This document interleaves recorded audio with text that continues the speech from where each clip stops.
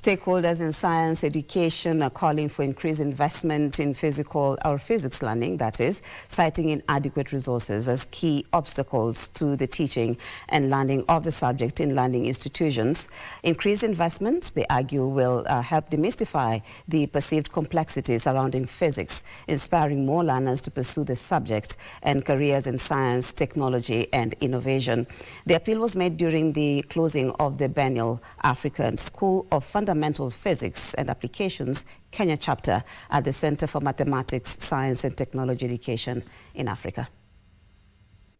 As the curtains fall on the 9th edition of the African School of Fundamental Physics and Applications at the Center for Mathematics, Science and Technology current campus, education stakeholders sustained calls for increased investment in physics learning as a crucial step towards boosting STEM education under Kenya's competency-based education. If you look at physics as a subject in our schools, it is highly experimental, and most schools do not have the resources and the apparatus for enabling our learners partake physics. If we want to develop, if we want to take physics to the next level, if we want to industrialize, then we have to invest in physics.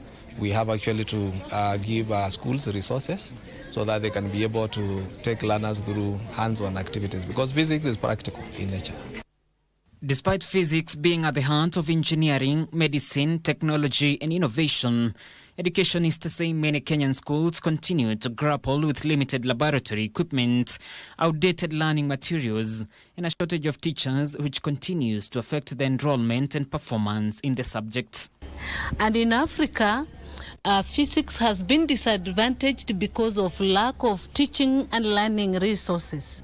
So African School of Physics comes in to bridge this gap by teaching the complex physics in a layman's language and bringing the resources that lack in Africa to be demonstrated here in Africa, bringing global teams like SUN to come and collaborate with Africa to make this learning of physics possible. The two-week-long program that saw participation of more than 60 countries sought to bridge the gaps by promoting collaboration between universities, schools, research institutions and governments, while exposing young learners and educators to modern scientific knowledge, mentorship and practical research.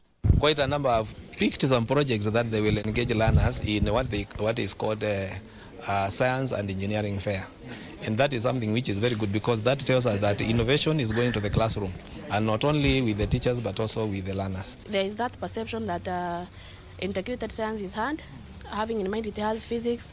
Now we are doing curved mirrors, we have concave mirrors, and when they are interacting with them, they think that knowledge, sometimes it is hard for them, but we are trying to change that perception.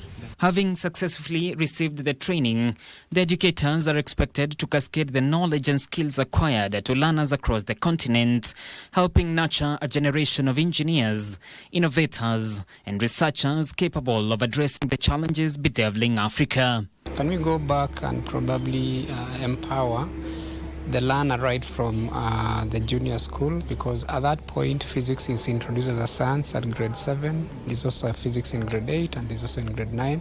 So can we go back there and try to inform the learners more about the usefulness of physics, so that as they come to senior school, because at this point they are coming more informed and they already have an idea of what they want to pick, so that at this point they're able to make informed decisions.